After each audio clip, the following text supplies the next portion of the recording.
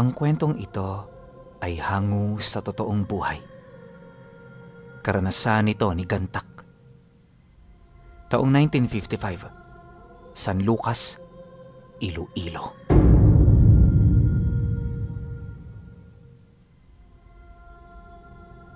Noong mga panahong ito, nakabukod na si Gantak sa mga magulang niya. Edad 15 anyos pa lang kasi nag-asawa na siya, kaya sa galit ng kanyang mga magulang, sapilitan siya nitong pinalayas.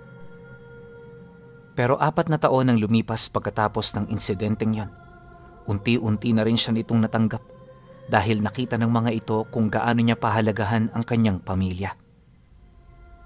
Mahal din siya ng mga biyenan niya, kaya kalaunan sa halip na kagalitan pa, nagdesisyon na lang ang mga ito na tulungan siya. At para magawa yon ng kanyang mga magulang, binigyan siya nito ng 10 piraso ng mga alagaing pato. 5 lalaki, tsaka 5 babae.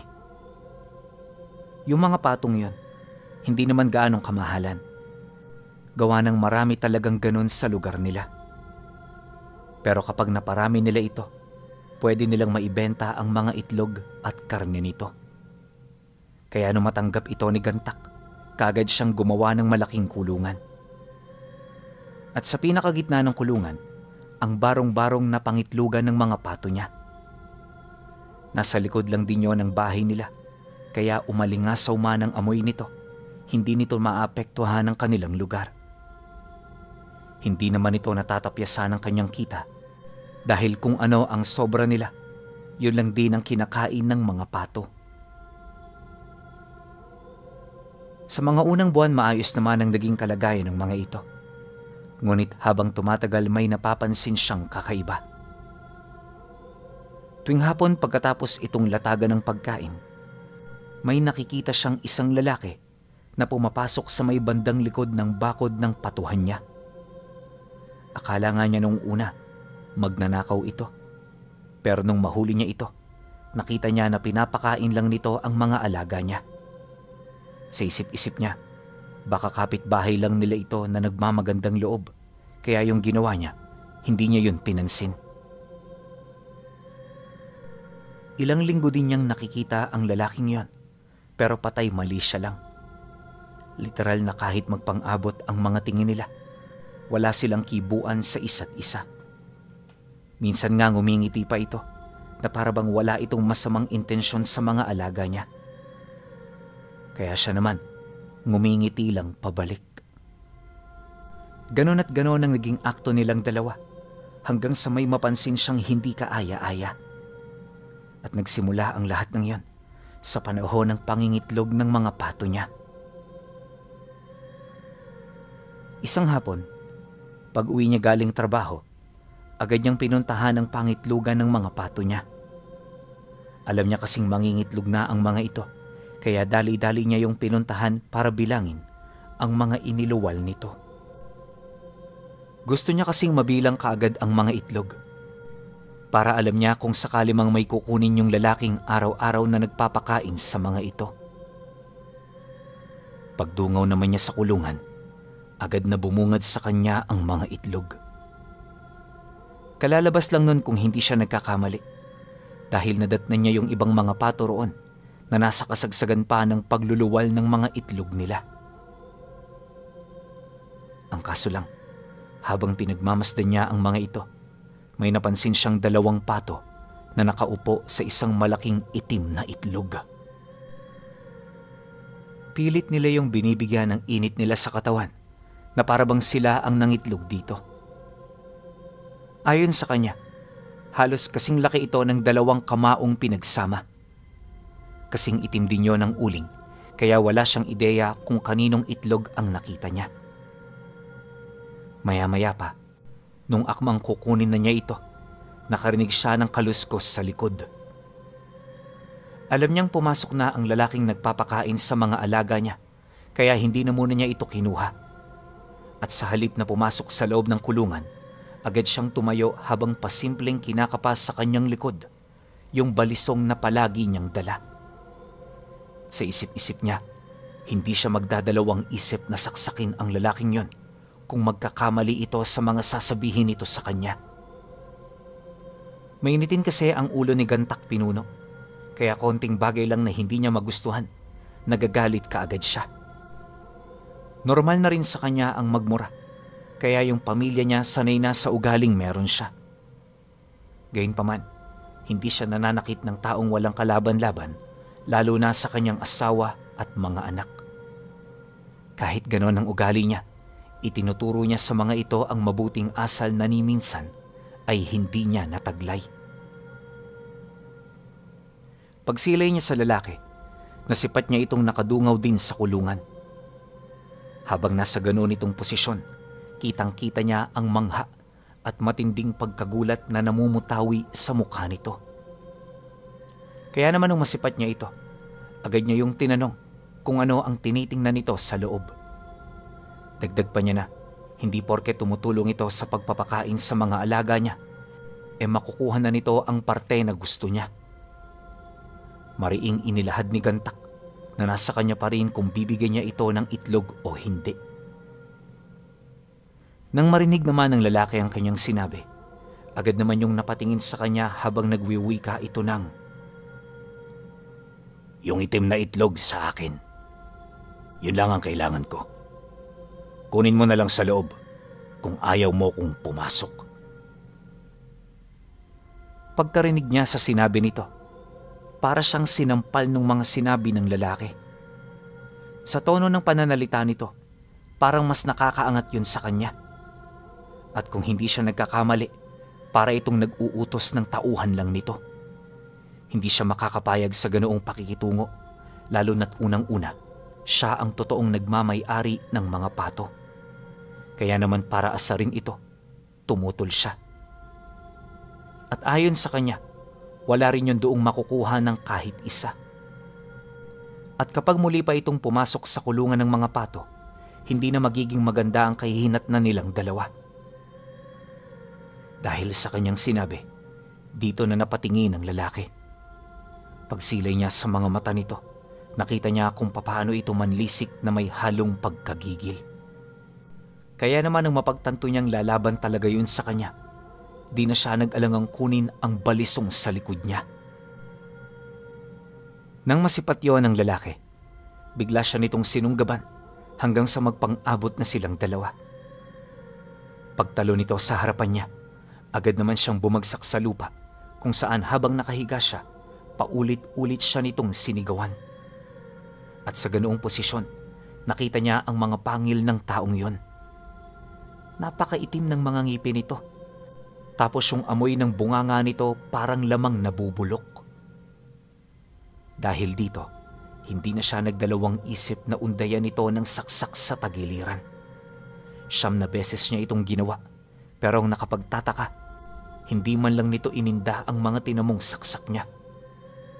Di rin yun ang hina, kahit halos maligo na siya sa mismong dugo nito. Maya-maya pa, biglang sumigaw ang taong yon, sabay pakawala ng isang malakas na suntok sa mukha niya.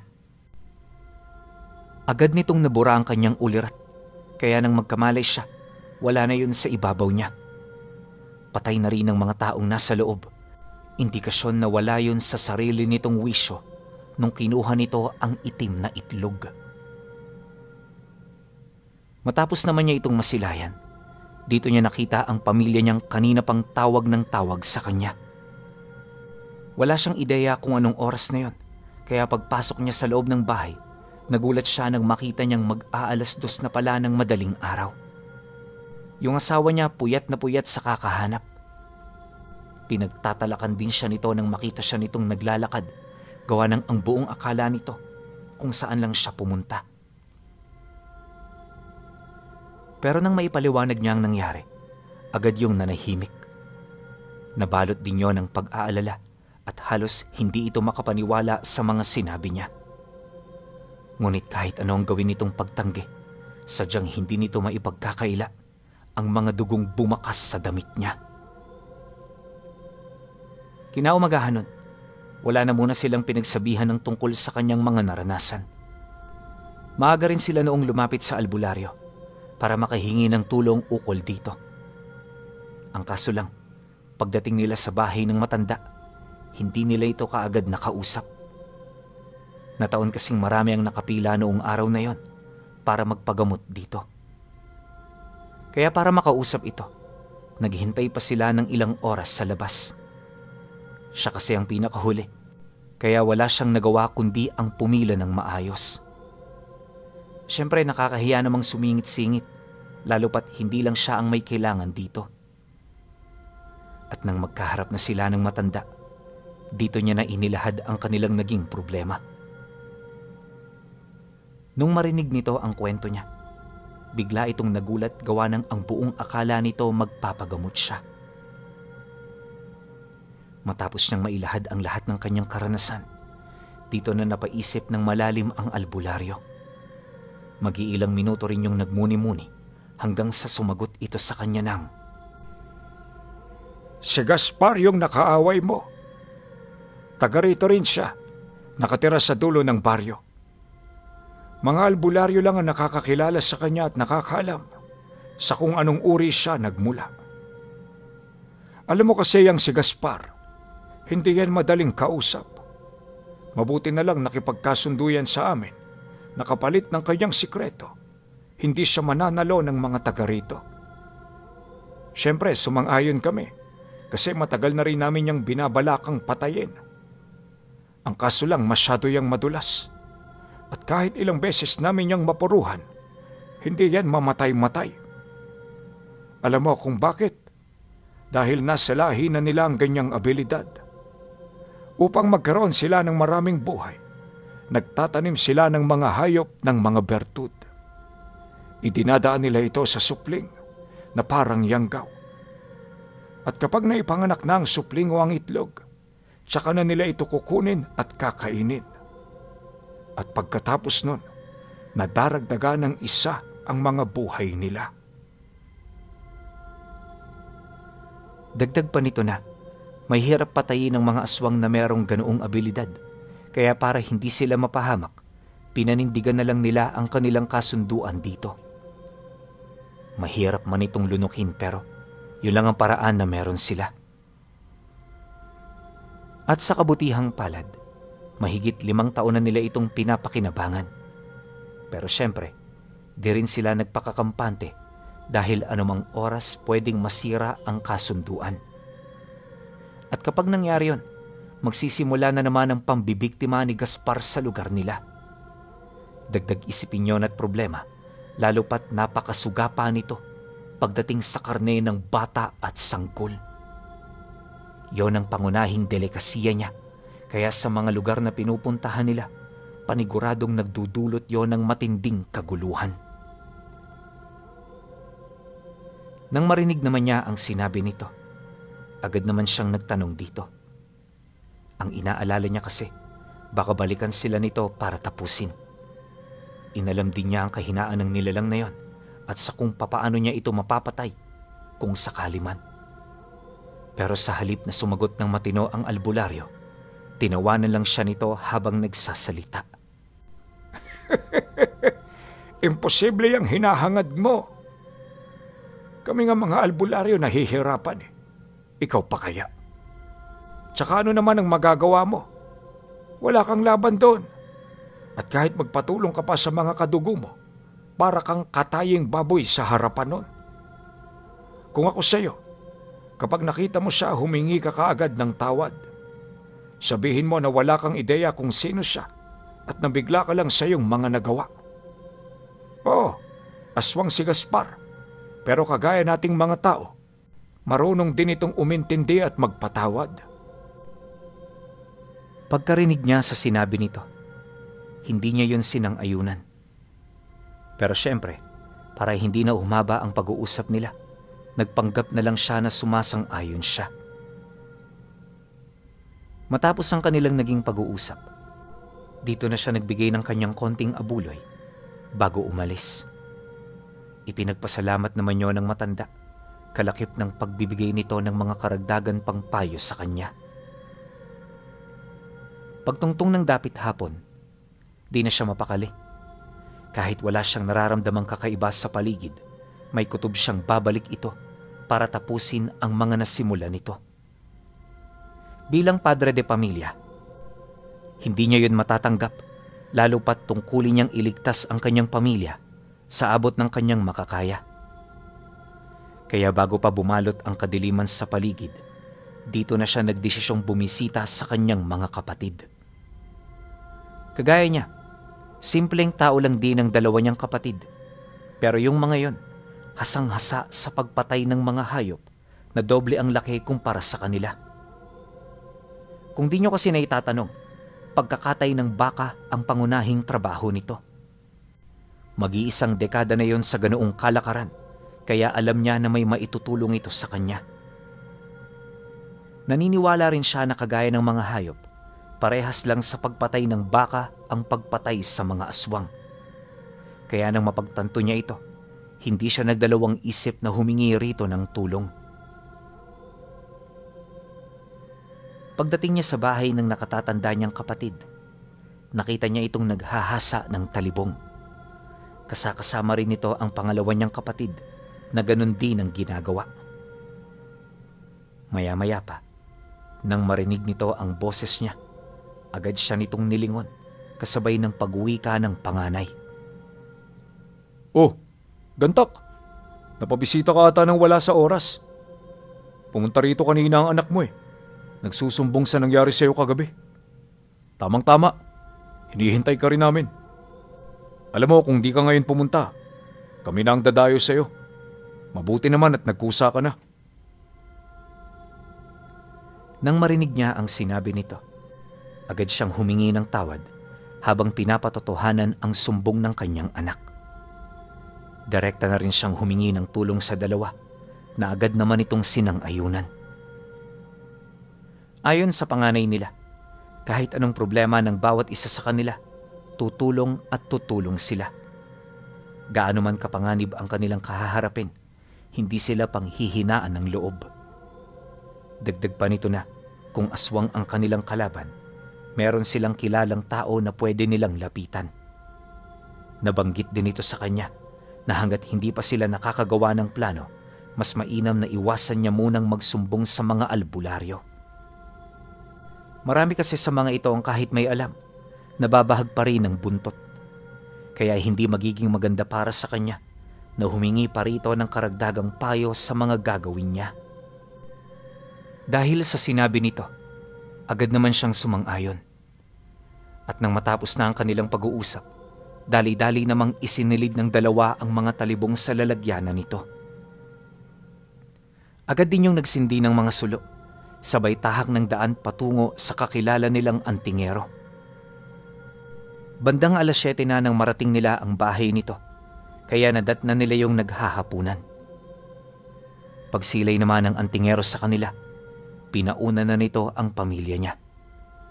Inimbitahan din sila nito sa isang pribadong silid para doon na makapag-usap. Pagsarado nito ng pinto, tsaka naman inilahad ng kapatid niya ang tungkol sa kanilang pakay. At nang marinig nito ang lahat ng kinakailangan nila, agad itong kumuha ng mga kagamitan. Nangako rin itong tutulong dahil ayon dito hindi basta-bastang kalaban si Gaspar, kaya hindi sapat na pagbalakan lang nila ito na patayin. Para magawa nila yon, kailangan muna nila itong bitagin at hulihin. At kapag naisakatuparan na nila ito, tsaka pa lamang nila ito matatalo. Matapos naman itong makapagsalita, dito na nito inilatag ang mga gamit na kinakailangan nila. Samot-saring sangkap at armas ang bumungad sa kanila, na ayon sa antingero, makakatulong para mahuli at matalo itong si Gaspar. Ayon sa kanya, iilan sa mga gamit na ipinakita nito ay ang gulok na may laso ng kobra at mga garapon na may lamang banal na tubig na dinadasalan kapag Semana Santa. Isa-isa rin sila nitong binigyan ng trespiko na may ukit ng sator sa likod. Wala silang gagawin dito dahil ayon sa antingero, nabasbasan niya na ito.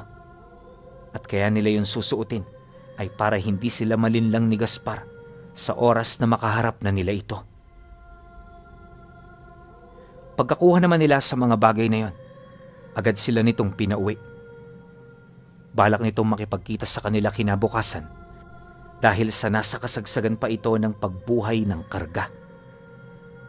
Kaya kahit gustuhin itong sumama sa kanila, hindi yun maaari. Nang marinig naman nila ang sinabi nito, taos-puso lang naman silang nagpasalamat. Hindi na rin sila nagpumilit pa, gawa ng alam nila na importante ang dahilan ng kanilang kaibigan. Pagbalik nila sa bahay ng kuya niya, nagdesisyon itong manatili sa pamamahay niya. Kagaya niya, nabahala rin ito na baka umatake sa bahay nila itong si Gaspar sa paglalim ng gabi. Kaya mas mainam na dito na muna sila manuluyan para maging handa sa mga posibleng mangyari. Ngunit sumapit na lamang ang madaling araw. Walang Gaspar na dumating. Tahimik din ang baryo, para bang meron itong pinagkakaabalahan.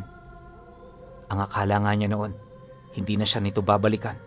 Pero nung marinig ito ng kapatid niya, inabisuhan siya nito na iwasang magpakakampante sapagkat hindi nila alam ang ikot ng pag-iisip ng isang aswang. Maaaring nagpapalamig lamang ito upang makalimutan niya ang namagitan sa kanila. At sa panahon na hindi na siya handa, posible itong umatake dahilan ng kanyang pagkatalo. Ayaw na ayaw itong mangyari ng kanyang kapatid, kaya seryoso nitong kinaharap ang banta sa kanyang buhay. Iisa lang din ang nais nitong matupad, at yon ay ang makuha nila ang ulo ng demonyong muntik nang pumatay sa kanya. Dahil sa sinabi nito, wala siyang nagawa kundi ang sumang-ayon. Maging siya man kasi, aminadong totoo ang mga sinasabi nito sa kanya. Pagsapit naman ng sumunod na araw, naglibot-libot lang silang tatlo sa baryo. Kahit marami silang trabaho, binigyan nila ito ng oras upang mahanap lang nila ang mismong tahanan nito. Sa kanilang paglilibot, kung kani-kanino na sila nagtanong hanggang sa maituro sila ng mga ito sa nyugang nasa pinakadulo ng baryo. May mga naninirahan naman sa lugar na yon, pinuno. Ang kaso hindi ganon kadami kagaya ng mga taong nakatira sa sentro. Halatado ring suplado ang mga naninirahan sa lugar na yon, gawa ng sa pamamaraan ng pagtitig nito sa kanila. Parang meron yung pagdududa. At nung mapasok din nila ito, wala na silang nakausap na matino. Yun bang lahat ng nakatira roon parang mga sintu-sinto. Nakakapagtaka man ang kanilang nadatnan sa lugar. Nagpatuloy sila sa paghahanap hanggang sa dito na nila nakasalubong ang lalaking hinahanap nila.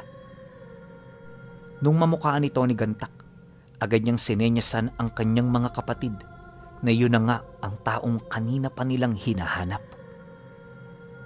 Pagsilay naman ito sa kanila, napangiti lang ito habang mahinahong naglalakad.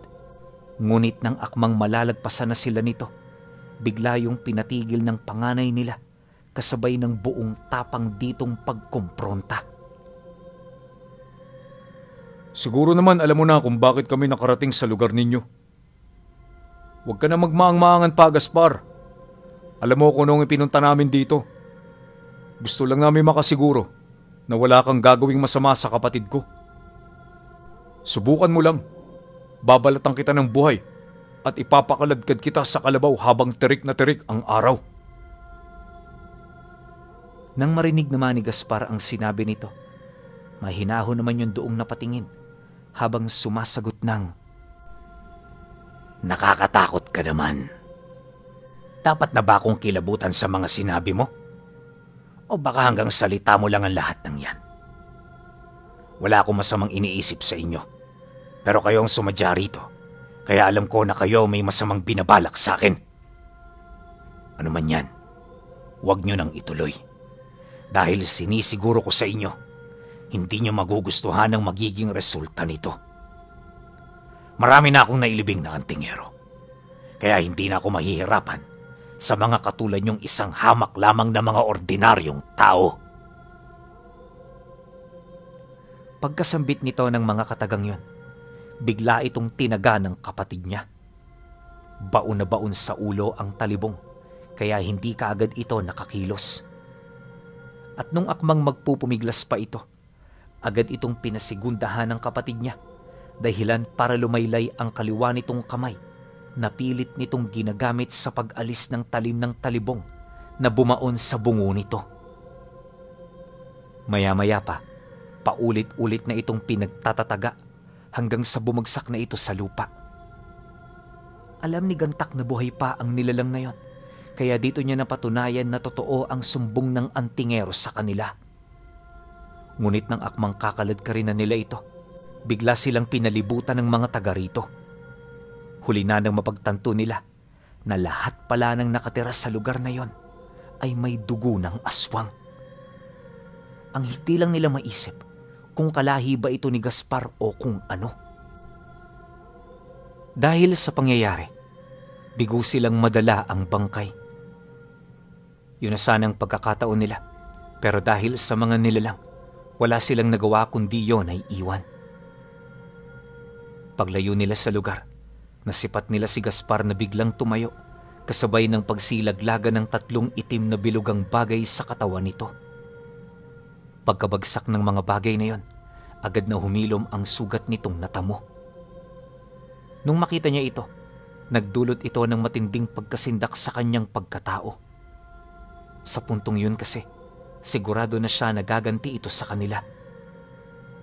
Pagbalik nila sa baryo, diretso silang pumunta sa bahay ng kaibigan nilang antingero.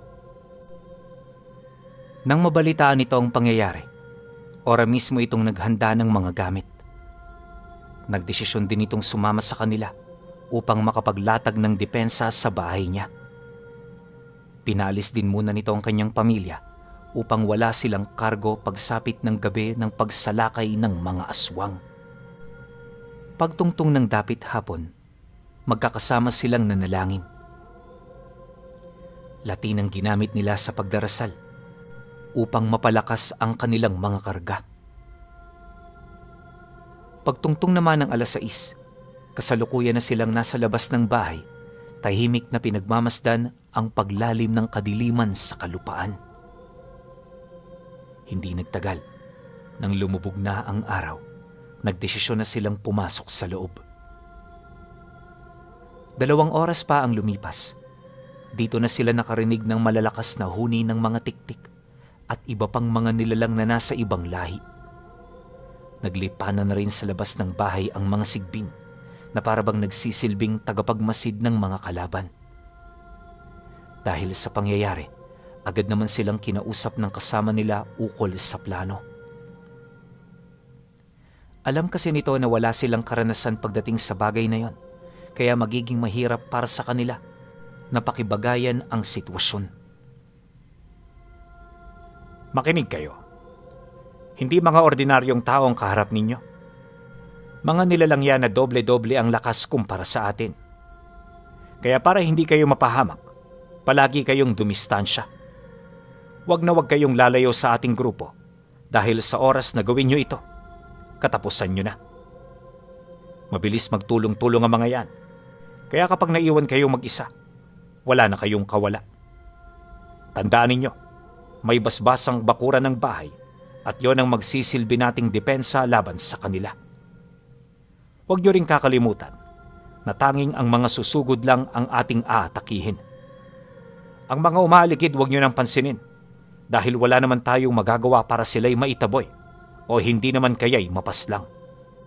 Paalala ng antingero. Matapos nitong magsalita, tsaka pa lamang sila dumiretso sa labas. At pagbukas nila ng pinto, dito nila nakita ang isang grupong naghihintay sa kanila. Nasa 13 ang bilang ng mga ito at bawat isa may nanlilisik na mapupulang mga mata. Nakakasuka rin ang amoy ng mga nilalang na yon dahil parang mga patay ang baho ng mga ito. Pagsilay naman ito sa kanila, bigla itong sumugod. Ngunit paglapit nito sa bakuran, agad din yung nagsipulasan papalayo.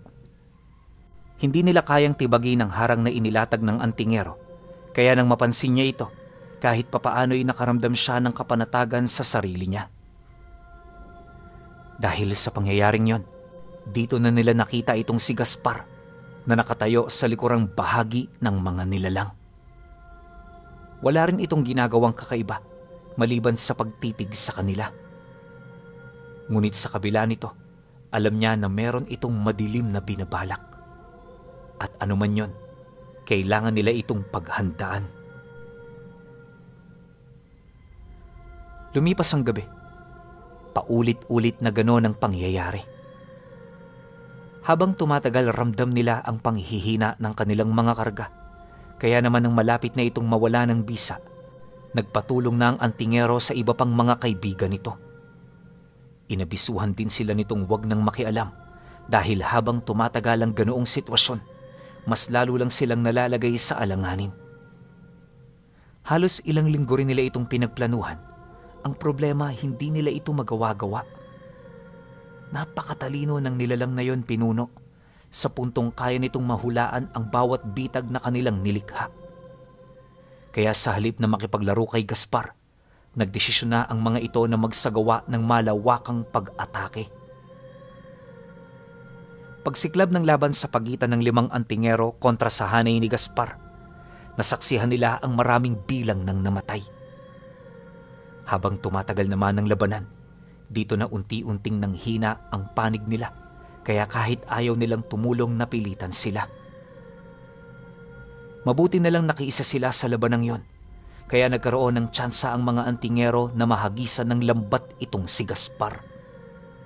Yon ang tumalo rito, ngunit hindi niya yon tuluyang ikinamatay. Buhay na buhay pa kasi ang nilalang nung kinaladkad ito papalayo ng mga antingero. Sinubukan nilang sumama rito pero hindi nito pinaunlakan ang kanilang nais.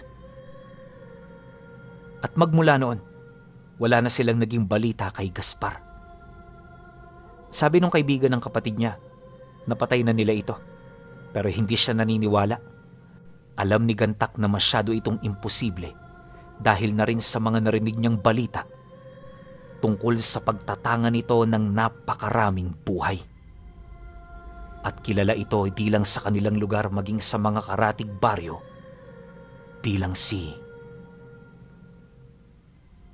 Gaspar, ang nilalang na kinakatakutan ng mga antingero.